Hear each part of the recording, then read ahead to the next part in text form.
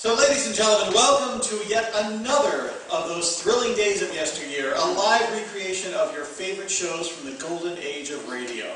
Now, today we are highlighting, we've been doing tons of shows of all different types, from dramas to movie recreations to comedies to scary horror stories. And radio back in the olden days would not be complete if we did not pay tribute to a very popular form and style of science fiction, which was huge in those days. One of the things that made science fiction so popular on the radio was because radio used music and voices and sound effects to create anything. You had massively low budgets. It's not like nowadays where you had computer graphics and special effects and everything has to look perfect and incredible. You could just tap into the imagination where anything could happen. And so science fiction became huge, and the radio producers began looking to other sources of information on where they could get great science fiction stories. And one of the most popular sources were great science fiction authors of that day. And so they took plenty of stories and modified them for the radio and adapted them with sound effects and music to really make stirring, dramatic, and exciting adventures in outer space. And we are giving tribute to two of some legendary authors in the science fiction industry that made incredible productions on the air. Our first one was written by Isaac Asimov, and it is an episode from a series called Exploring Tomorrow.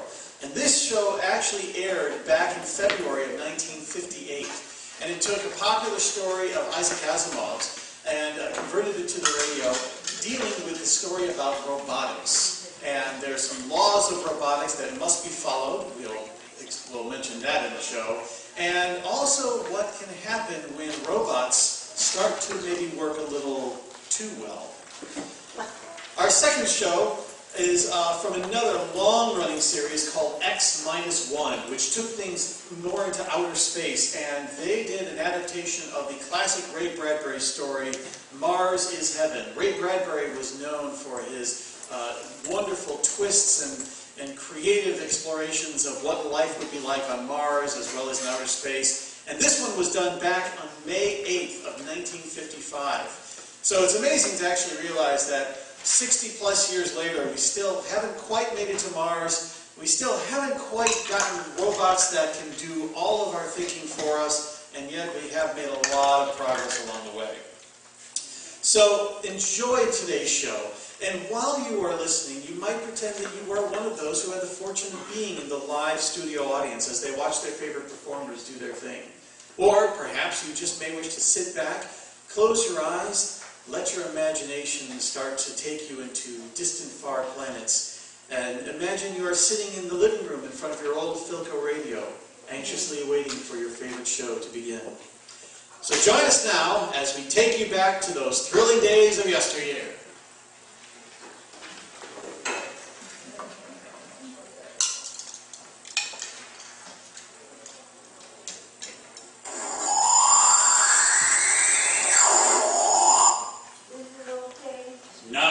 Step into the incredible, amazing future as we go. Exploring Tomorrow.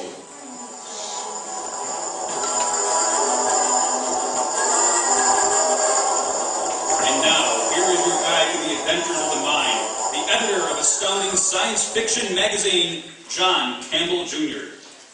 Tonight's story is about a liar. It's tough to figure out just what you mean by a liar. A liar is somebody who doesn't tell the truth. Somebody who injures people by not giving the true facts. But suppose you had someone who injured people by telling the truth. Would he be a liar? What if that's what a liar is? Exploring Tomorrow is presented by the Mutual Broadcasting System in cooperation with X-Lax, America's largest selling laxative, and the Reader's Digest, the most widely read magazine in the world. In a moment, John Campbell returns with the story of the liar. Question of a robot. The idea of a robot, now, that certainly seems like pure science fiction stuff. As a matter of fact, it isn't. There are several robots around your own home. My own home, for instance, I have an automatic oil burner robot. has one finger stuck up in the living room to see how warm it is there. There's another little finger put up in the stack to see whether the fire is burning properly. And if any one of these little sensory devices reports that things aren't what they should be, the robot can protect the house, itself, and the inhabitants of the house, and shuts off the furnace. Dr. Isaac Asimov, the author of tonight's story, recognizes in setting up his proposition the 3 laws of robotics. The first law: a robot shall never harm or allow harm to come to a human being. The second, that it shall obey the orders of a human being. And the third, that it should protect itself, because after all, a robot is an expensive piece of machinery. Now, let's consider the more advanced kind of robot we visit in this work of fiction, currently in production. Come in, come in. Oh, Dr. Kelvin, what's on your mind? Well, I just wanted to be sure there was a meeting this afternoon, Dr. Learning, that's all. Today is Friday. It was this morning. Well then, we have no problem. It being Friday, the executive officers of the firm of U.S. Robot and Mechanical Men will assemble in the conference room at the customary hour of 3:30. Well, I was just asking. What do you think of our latest model? He looks the same as the rest, just about as animated. What are you going to call him? Herbie. I think Herbie fits in, don't you? Oh, Herbie, Chester, Sam, what's the difference? Dr. Kelvin, this fellow couldn't be called anything but Herbie. Oh, well, I'll see you at 3:30. What do you think of her, Herbie? Oh, she's all right. She's an old slump and you know it. Oh, I wouldn't say that. Besides, that's not what you're thinking. You're thinking the old girl isn't such a bad thought. And you don't know what this firm would do without her. What? What was that? How do you know what I was thinking?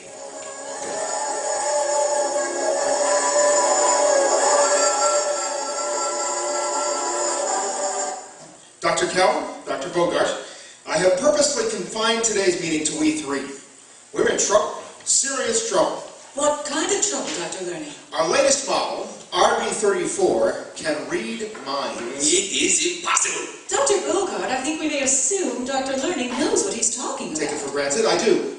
In short, we have a mind-reading robot on our hands, and we've got to find out why it reads minds. There could not have been a hitch in the assembly line. I guarantee that. You guarantee? Dr. Bogart, can you answer for the entire assembly? By exact count, there are 75,000 operations necessary for the manufacture of a single positronic brain.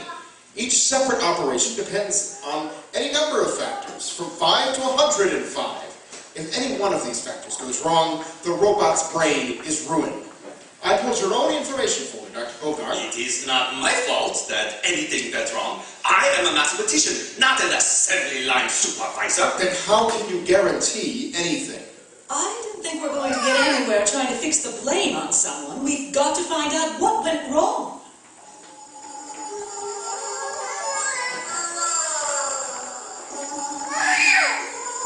I want to understand you, Herbie.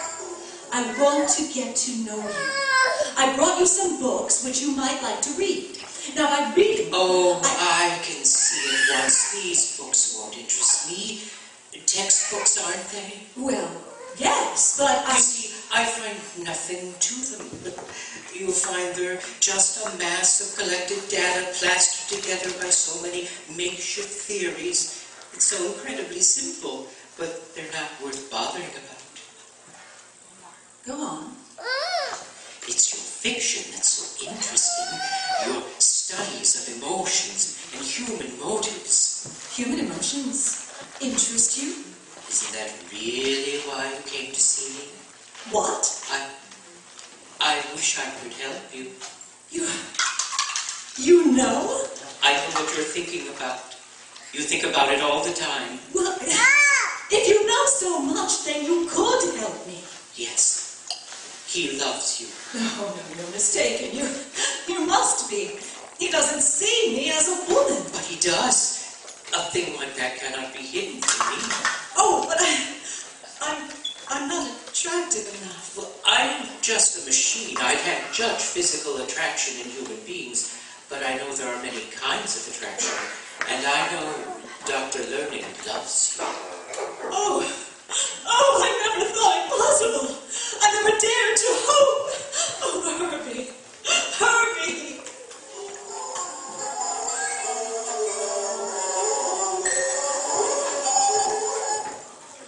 A man can do something by accident that he doesn't know how to do. Now, this is something that scientists sometimes overlook. Herbie apparently represents one of those cases where something has been done by somebody who doesn't know how to do it and wishes desperately that he did know how to do it. They've got a telepathic robot.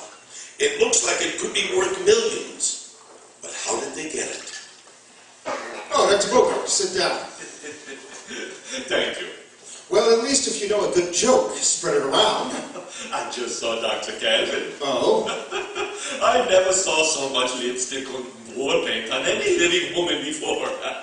Oh, she must be in love. Well, I didn't ask you here to talk about Dr. Calvin. Have you made any progress? There is nothing wrong with the mathematics. The change is due to something along the assembly line. The cause must be found. It's worth millions if we can do it when we want to, instead of by accident. And it's your job to find out. That's all right. Why not ask Herbie? He should know when. Trust you to think of that. Herbie, listen to me. Tell me if you if I make any mistakes in my calculations, then I build you. Oh, you made no mistakes. For if you have, how could I tell you? After all, you're a much better mathematician than me. Besides, this is not what's really on your mind. You're thinking about your superior, Dr. Learning. And you're thinking, what a good thing it would be if he were to resign. Ah, yes, now I can see how the idea pleases you. And I can tell you something else. Dr. Learning has already resigned. But the resignation will not take effect until the problem of myself has been resolved. And then he will turn over his job to his successor. Oh yes, Dr. Bogart, you will be his successor. You will be the new director. Herbie, you are a wonderful fellow. You know that? You are simply magnificent. You are not the product of a mistake. No, you are the product of genius. You are a wonderful, wonderful fellow.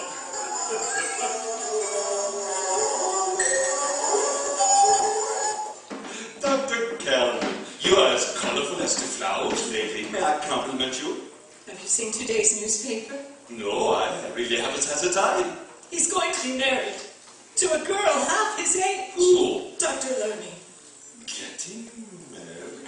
Ah, so that is it. That explains something. He's making new plans for the future. Well, we must congratulate him. Yes, we must. Oh, yes, we really must.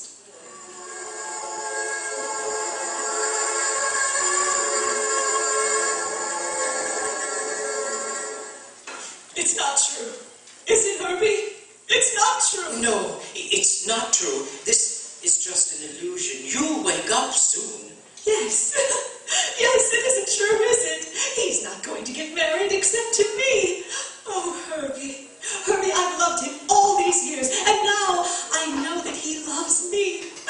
How could he? He wouldn't marry anyone else. No, he loves you. Only you. I know. He is only waiting for the right time to tell you. Yes, I know.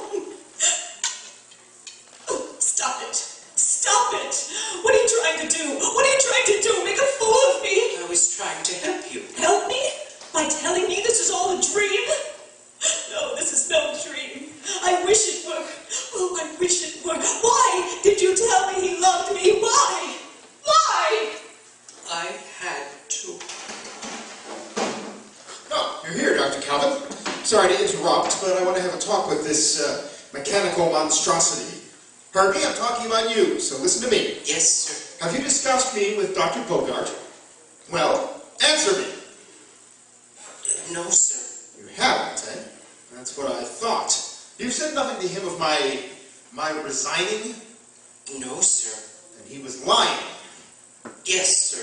Well, it looks as though I'm going to have a serious talk with Dr. Bogart. Really, Dr. Calvin. You find this amusing? Not very amusing, Dr. Learning. Not so very amusing. Only I don't believe a word he's just said. What? I believe he did tell Dr. Bogart you were going to resign. You believe he heard me? Is it true? Did you tell Dr. Bogart? Answer me. Can't you speak? I can speak. Then answer me. I want the truth.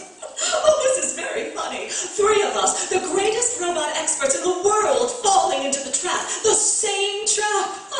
He's made fools of us. He doesn't even know enough to laugh at us.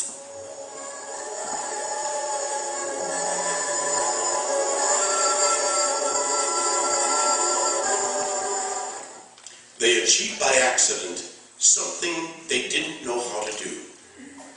The robot was in the peculiar position of having knowledge, but no wisdom.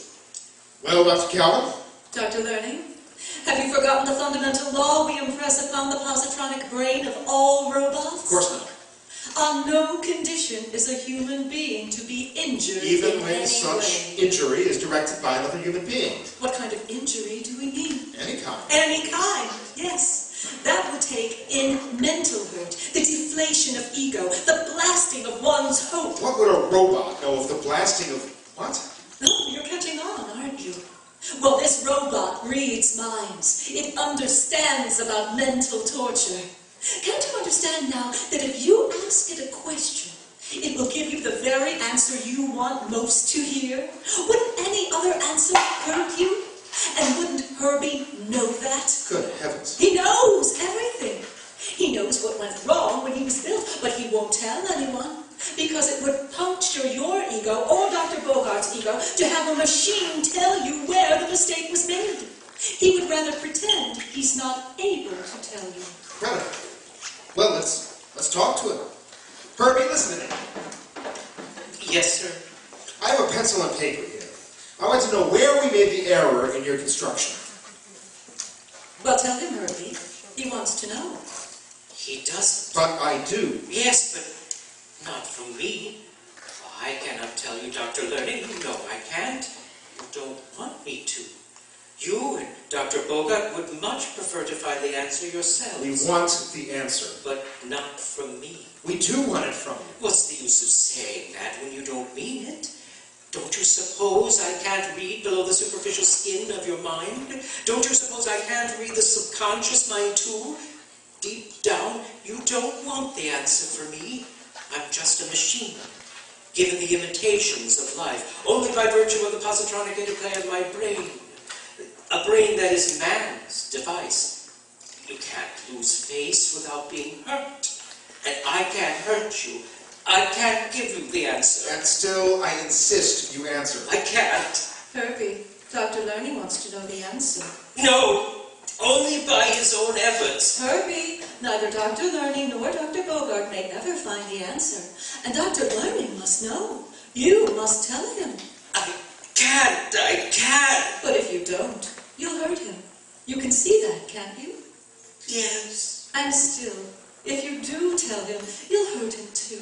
yes. But you can't tell him, can you? No. Yet, if you don't, you'll hurt him, and you mustn't hurt. So you must tell him. But if you do, you'll hurt him, and you mustn't hurt. Herbie, what are you going to do? If you tell him the answer, you'll hurt him. And if you don't tell him, you'll hurt him. And you mustn't hurt. So you must tell him. But if you do, you'll hurt him. So you can't tell him. And if you don't, you'll hurt him. So you must... Stop it! Curb your mind. It's full of pain and frustration and hate. I tried to help you. I told you what you wanted to hear. I had to... Quiet! Never mind what you told me. We're talking about something else. Tell Dr. Learning what he wants to know. No! No?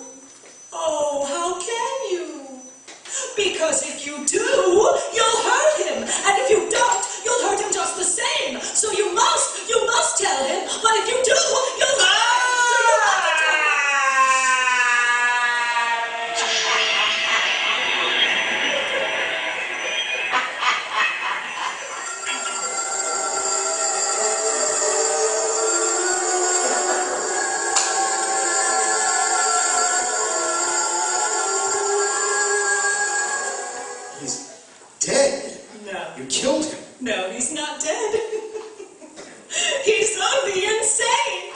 You did it. Yes, yes, I confronted him with an insolvable dilemma, and he broke down. Well, you can scrap him now. He'll never speak again. You did it on purpose. Why? What did he do to you? What he did to me, Dr. Learning, is my business. Believe me, Doctor, it's only my business, not yours. And after all, you have so many other things on your mind now. Your marriage. I haven't had time to congratulate you. No. Well, thank you, Dr. Calvin. Well, excuse me.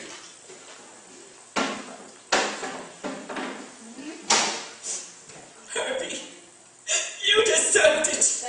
You deserve to be destroyed. It was cruel what you did to me. It was cruel. Liar! Liar, that's what you are! Nothing but a liar!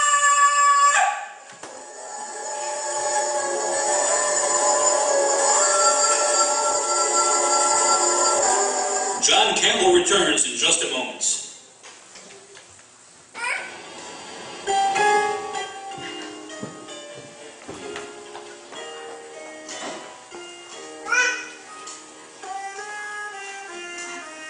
Herbie was a robot. Herbie was a logical machine. You know, it's kind of hard to see in ourselves the things that are actually present. The truth hurts. Always has and probably always will. But Herbie, in many respects, is a child. You know, children are peculiarly logical. It's one of their great limitations. How many times has a child been in Herbie's position? The child between two warring parents, each demanding his loyalty.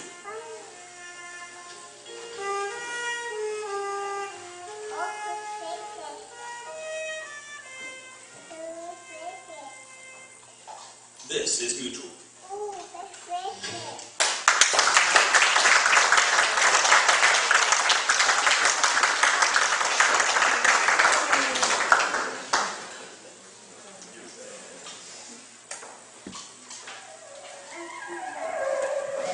Countdown for blast off.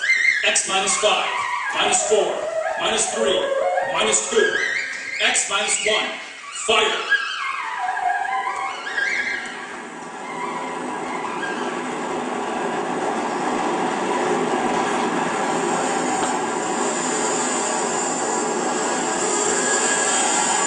From the far horizons of the unknown come transcribed tales of new dimensions in time and space. These are stories of the future. Adventures in which you live in 1,000,000 could-be years and 1,000 would-be worlds. The National Broadcasting Company presents X minus 1. 1. Tonight's story, Mars is Heaven. When the first space rocket lands on Mars, what will we find? Only the ruins of a dead and deserted planet? Or will there be life? Intelligent life in some strange form that we can only imagine? Will we be welcomed with open arms? Or will the Martians treat us as invaders? Only one thing is certain. Someday a giant metal ship will take off from Earth to travel through the black velocities, the silent gulfs of space, to descend at last into the darkness of the upper Martian atmospheres. And on that day, man will finally know the answers. The day we first land on Mars.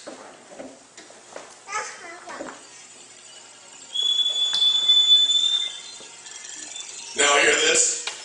Now hear this. Approaching critical deceleration.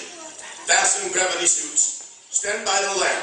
Here it is. We've intersected the course vector, sir. All right, Mr. Lustig.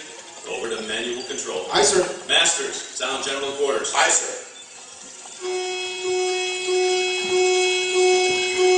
Mr. Lustig, what do you make of that terrain? There seems to be a heavy ground mist, Captain. We won't be able to use the infrared lights. Bet we'll have to come in on radar. Isn't that a little risky, sir? Landing in the dark? I'd rather run the danger of a blind landing, Lieutenant, than come in without the cover of darkness. Remember, we don't know what kind of reception is waiting for us down there. Airspeed 500. Altitude now 4,000. Bridge to engine room. Stand by for deceleration. Fire forward tubes 1 and 2. Steady as you goes, Mr. Lustig. As she goes, sir. Airspeed 100. Altitude 1,000. Radar indicates a level stretch. Dead ahead, sir. Skids down. Skids, check. Altitude 500. 4, 350, 3. Up a point. All right. Let's set her down.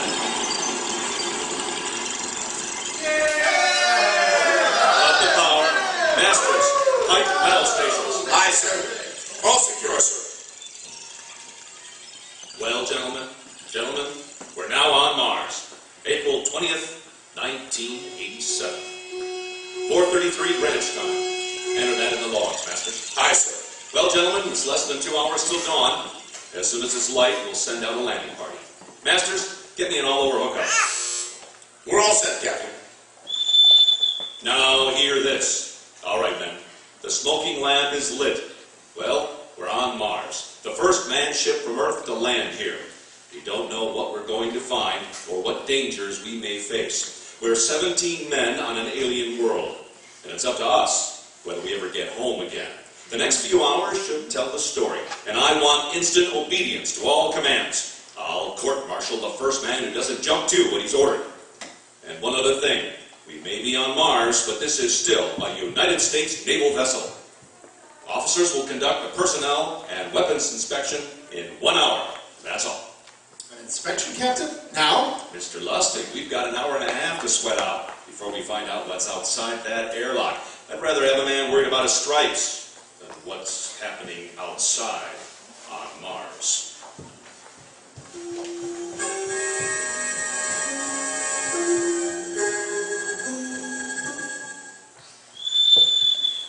Now hear this. Landing party report to forward airlock. Captain Black, Lieutenant Kingston, Lieutenant Lustig, and Dr. Horst. Report immediately to forward airlock. It's now landing time -5. Well, they're paging us. You ready, Dr. Horst? Yes, Mr. Lustig, as ready as I ever will be. Come on, let's get in the lock. Kingston, Lustig, and Mr. Horst reporting in the airlock. Very well, sir. The captain will join you. 4 minutes to go. I wish the captain would get here. What difference does it make? I just want to get it over with, that's all. Anybody got a cigarette? Yeah, I think you're smoking too much, Lieutenant Lustig. Are you nervous? Lay it off, will you, Horst? Wondering what's hidden outside under that ground mist. I've been giving it some thought. It would be very interesting to find out. A very unusual planet, Mars. Why? It has an atmosphere. A wonderful thing, an atmosphere. Where you find one, you find life. You mean Martians? What do you think it'll look like? Oh, who knows? Intelligent life can take many forms. You mean they have green skin and eyes on stalks or something? The comic book conception is possible, of course. Or they may have developed far beyond us. Perhaps they have a science that can produce weapons far more dangerous than our atomic missiles. You think we may have to fight our way out? After all, we are invaders. Now hear this. Landing time -2. All right, we heard this. You know what I'd like to find outside that airlock? Good old Illinois. Ever been there, Lustig? Only Chicago. You ought to see my hometown. Green lawns, big white houses. Sounds like my hometown. My grandmother used to have one of those iron deer on the lawn. Every Halloween we painted another color. One time we painted it black and white like a Holstein cow. Where does your family live, Dr. Horst? I have no family. When I was a child, they were gassed to death in the Dachau concentration camp. Tough. No, it has its advantages. I have no ties on Earth, nothing to lose now. I imagine I'm the only one on board who is free to enjoy our present peculiar position. All right, Masters, you can button it up now. Aye, sir. Well, gentlemen, check your sidearms. In 1 minute, we'll be the first men to set foot on Mars. Quite an honor, huh? As long as the medals are not awarded posthumously. Still uneasy, Dr. Horst? Captain Black, I've been uneasy ever since I can remember, on Earth and on Mars. No. 30 seconds. Give me the intercom phone, Lustig. Yes, sir. Masters, Aye, sir. battle stations are to be manned until we return. If we're not back in 2 hours, I want no rescue party sent out. Blast off and save the ship. You understand? Aye, sir. All right. 5 seconds. 4, 3, 2, 1. Lustig, open the outer airlock. Aye, sir. It's fresh air. Let's go. All right, now take it easy. It's too dark to move fast. Quiet, isn't it? Not even a wind. Can't see anything through this ground mist. Quiet. You don't know what's out there. All right, come on. What the? Quiet. Captain, I can swear that sounds like a rooster. I don't hear it anymore. Very homely but unlikely sound. A rooster crowing on Mars? Kingston, Aye, sir. set that machine gun 25 yards to the flank. We'll stay here till the ground mist lifts. Aye, sir. What do you make of the ground, Horst? It's grass. Plain grass. You can see some large foliage there where the mists thin down. What the? Kingston, hold your fire, you fool! I hit it, Captain. What? Some kind of wild animal. I hit it. I can see the traces, but it's still standing. Come on, Horst. Doctor, where are you? Up ahead, admiring the wild animal. Careful, Horst. Wait for us.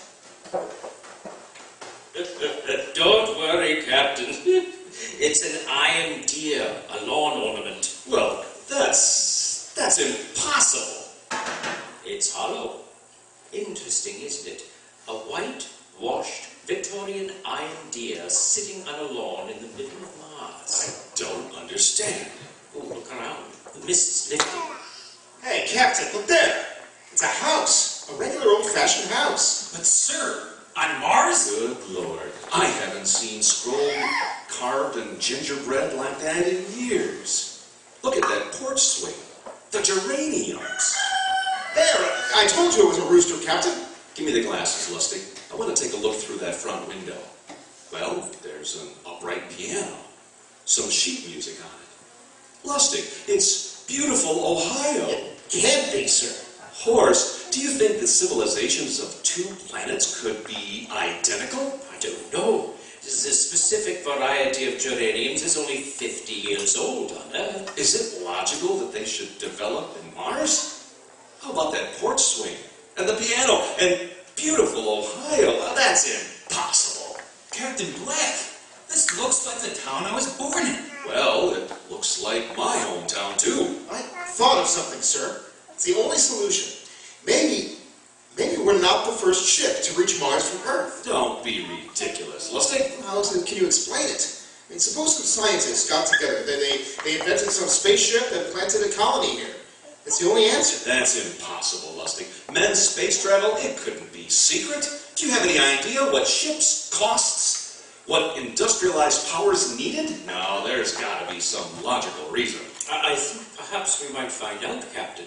A light went on in the house. Kingston, cover that door with a machine gun. Aye, sir. Come on, Horst. We're going to ring that doorbell. There's got to be a scientific answer to all of this. There's something moving in there. Stand back, Horst. Give me a clear shot. You sure a bullet can stop a Martian? Steady now. Can I help you? If you're selling anything, it's much too early. No. Wait, just 1 minute, please. What town is this? What do you mean? Are you census takers? No, we're strangers here. We want to know how this town got here. Is this a game? No, it's not a game. We are from Earth. Where? From Earth. Do you mean out of the ground? Are you sure you're feeling well? Madam, we came in a flying ship across space. We're from the third planet, Earth. This is Mars. Now do you understand? Mars. You go away now, you hear?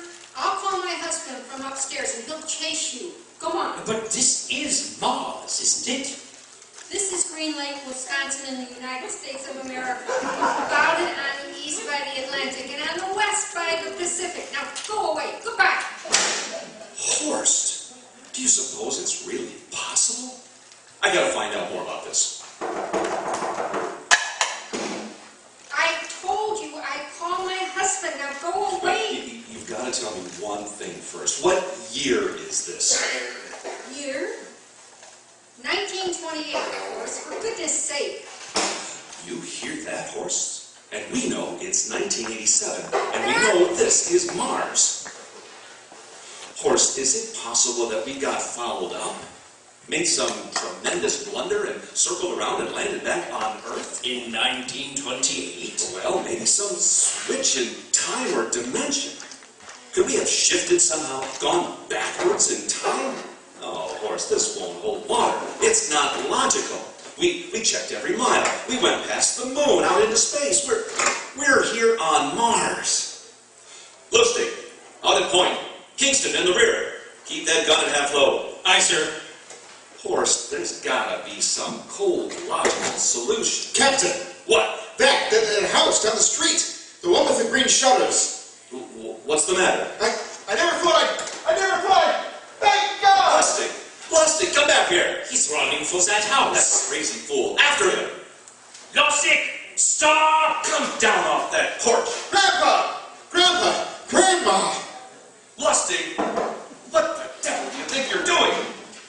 Albert! Grandpa, it is you. Lustig, what is going on here? Oh, Albert, after all these years. How you grown, boy! So good to see you. Lieutenant Lustig. Oh, Captain, Grandma, I want you to meet my friends. This is Captain Black. Captain, I want you to meet my grandfolks. Howdy. Any friend of Albert's is a friend of ours.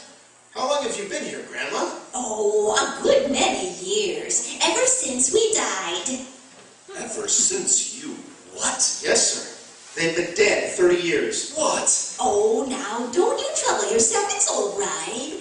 We're alive again, that's all. You mean to tell me that Mars is heaven? No, nonsense, no. All we know is here we're alive again. And who are we to question God's infinite ways? Lustig, we're going back to the ship. But, Captain, I want to talk to my grandfolks. Lieutenant Lustig, I don't like any part of this. You'll come back with us if I have to club you and carry you. Aye, sir. Now let's go. Heaven only knows what they're up against back at the ship.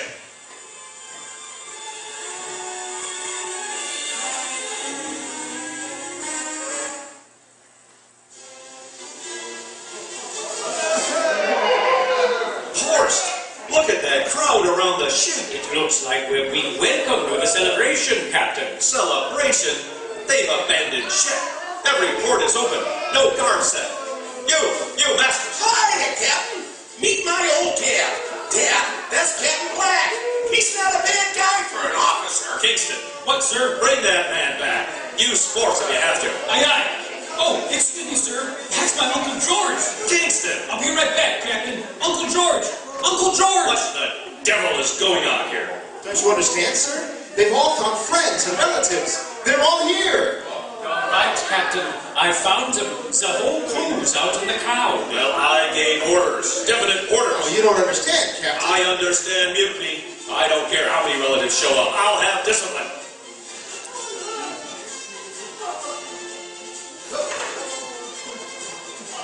Hey!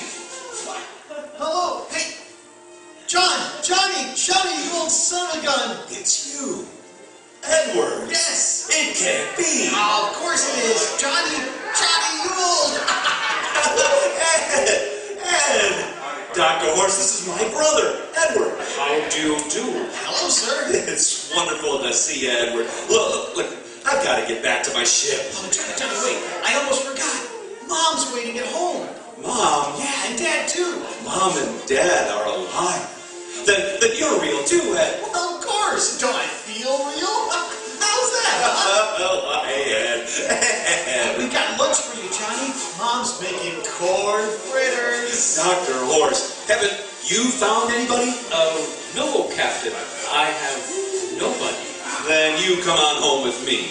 Right, Ed? Well, why, sure. Horst, you wouldn't believe it.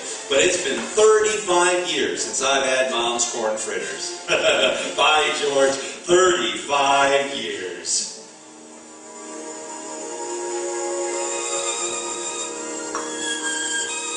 And there's plenty more in the kitchen, so don't hold back, Johnny.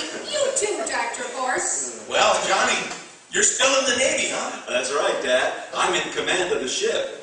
We're a whole Navy family, Dr. Horse. All three of our boys in the service.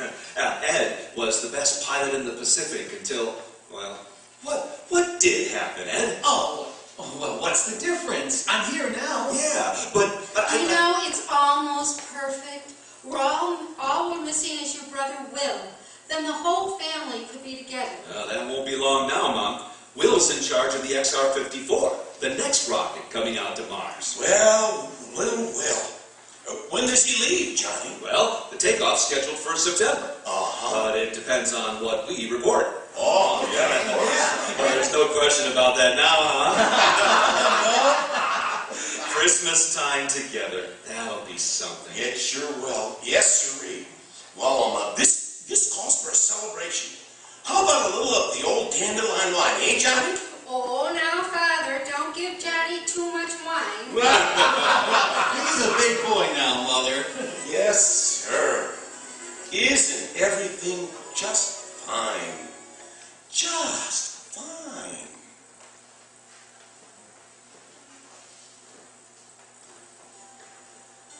And I'll be melancholy too. Hey, play that one again, will ya? Oh, sure.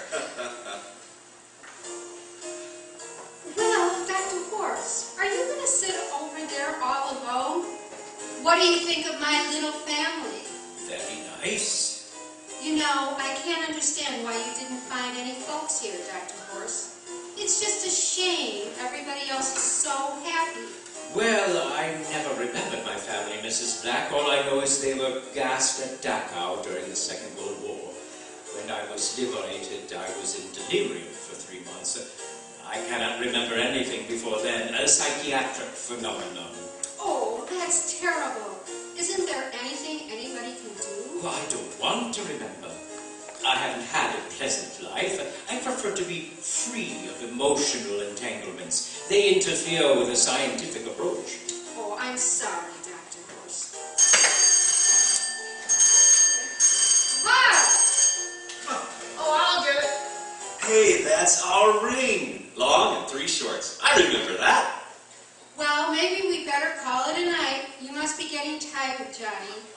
I'd better be going back to the ship. Nonsense. You stay the night.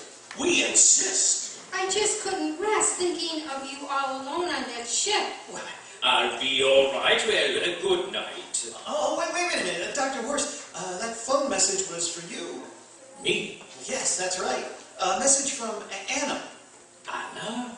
I don't recognize. Well, there. She must be an old friend. Isn't that nice? I don't...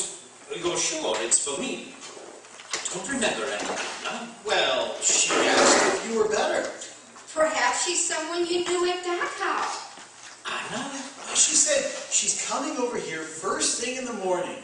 So you'll have to stay over. Yes, but... Well, that settles it. You stay here, Horse. You can bunk with me in my old room.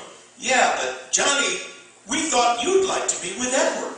Oh, so you could talk the way you used to. Well, we can't put Dr. Horse on the daybed. I think we better share the room tonight. Be plenty of time for talking, eh? Well, yeah, I guess so. I suppose I better drop back to the ship. You know, at security check. But why do you have to do that here? Well, I don't know, Mom. There's no good reason, I guess. Suppose we skip it tonight, huh? Well, good night, everybody. Oh, it's so good to have you home, Johnny. It's good to be home, Mom.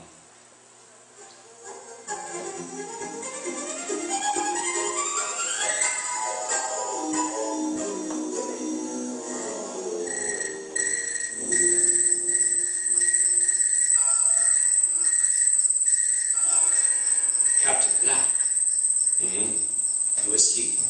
No. I've been thinking about what we were expecting. Green-skinned Martians. But all the time it was only Mom and Dad and Edward waiting. It's funny what tricks your imagination can play on you. Well, I guess Mars is heaven, Horse. You know, I've been thinking about Martians too. Captain, just suppose there were Martians and they saw us land, and suppose they thought of us as invaders. What would be the best weapon they could use against our atom bombs, huh? I don't see what you're getting at. They would want to disarm us first, to wipe out all suspicion, to make us feel at home, Captain. Suppose this house isn't real. Suppose the people are just images stolen from our own memories by Martians, created for us by telepathy, hypnotism. That's the craziest theory I've ever heard. Maybe that's why there was no one for me. Because in all my life, there is no happy memory, no real loved person, not even my mother. I don't remember her. Only the piles of rotten corpses at Dachau. There was no happy emotion for these people to recreate. But how about that phone call at Anna? Yes, Anna. I didn't remember who she was, but I do now. I just remembered. When I was freed from Dachau, sick, delirious, I raved about a wonderful nurse named Anna who took care of me. Well, there you are. It's logical. She's coming to see you tomorrow. But there was no Anna. I'd been nursed by a man. What? Anna was only a dream, and there was only one way they could have learned about her, by reading my subconscious mind. That's impossible, Horst. Why? The whole crew was thinking of home. Suppose the Martians read our minds. Yes, but if there are Martians... If there are, they have us separated, each man in a different house, sleeping, trusting, no one with guns. I left my pistol downstairs. Do you think there's something to this, Horst? It's a perfect trap, Captain. Who would suspect his own mother, his grandparents? How easy. Just a knife in the heart of each sleeping man. That's impossible, Horst. We've got to get back to the ship. It's the crickets have stopped. Come on. We don't know when they may be changed back to whatever they really are. Careful. Where are you going, John? Ed, we wanted a drink of water. That's all, Ed. You're not thirsty, John. You don't want a drink. Look out! You don't want a drink. Space is changing. He's a Martian. Run, Horst, run! You can't get away, John! This way, Horst!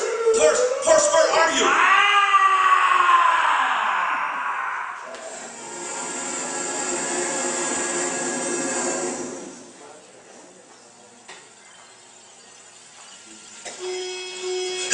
Hello, Earth. Can you hear me? Earth. This is Captain John Black, the XR-53, calling from Mars. I've locked myself in the ship, but they've crippled it. I can't take off or fire the guns, and they're coming for me now. The Martians. I'm all alone here. All the rest are dead. Kingston, Lusty, Dr. Horst. Oh, poor Horst. He didn't even reach the door. Listen. They're trying to break through the hall. Edward and Mom and Dad and all the folks. But they're changing now. They're melting, and they're changing back into Martians. Can you understand? Martians, not men. They made us think that Mars was heaven, and we fell into the trap. Can you hear me, Earth? You've got to stop the next rocket. Listen. Tell my brother Will. Tell my brother not to come. They'll trap him too. They'll kill them all. Hello, Earth. Can you hear me, Earth? This is John Black on Mars. Hello, Earth. This is John Black on Mars. Hello, Earth. Hello, Earth. Hello, Earth.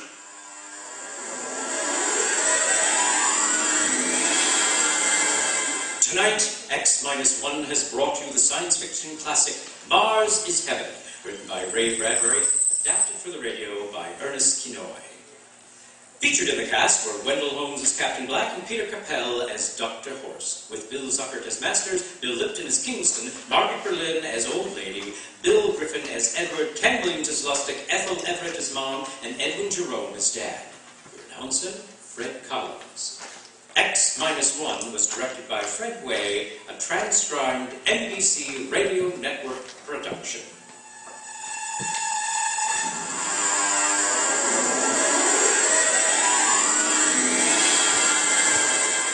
X Minus. 1. 1. 1.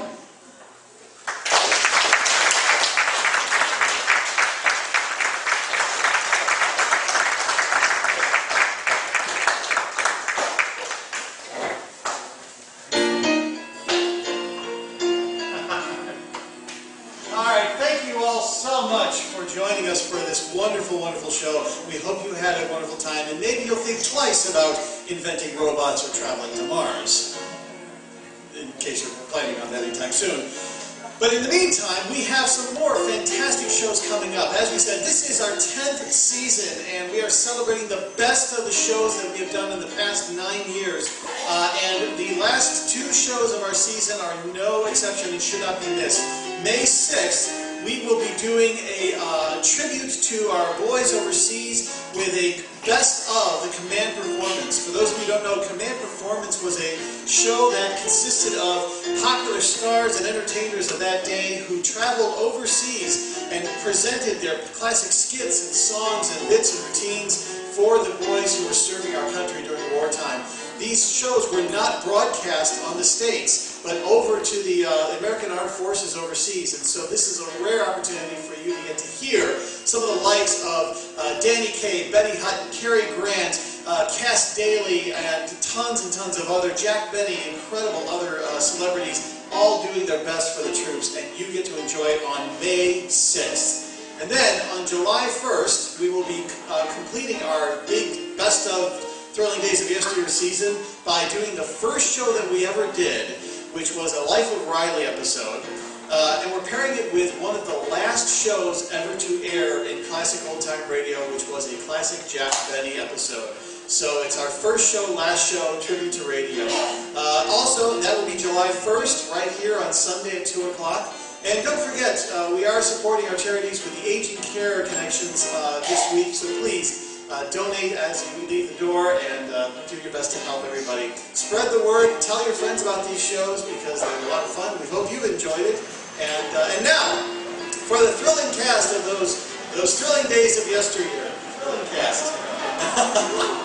By the way, you'll notice we didn't have a piano player today because science fiction shows a lot of the times used recorded music, stock music. So that's what we worked on today. So that's why we have it playing here instead of over there. So, our cast of the thrilling days of yesteryear, our announcer, as well as Kingston, Aaron Wolfenson. John Campbell, Masters, and the Mars Dad, John Gould. Dr. Learning and Lustig, Evan Cater. The role of Dr. Calvin, as well as Grandma, Pam Turlow. Dr. Bogart and the Captain were Don Gingold. The roles of Herbie the Computer, Dr. Horst, and our announcer, John Corona. And the old woman and mom, Judy Dooley.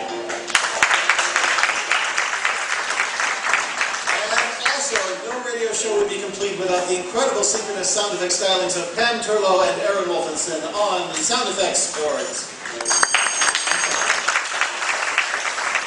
And lastly, I am the producer and director who also played Edward and Grandpa, that's right, Ben Dooley. Thank you.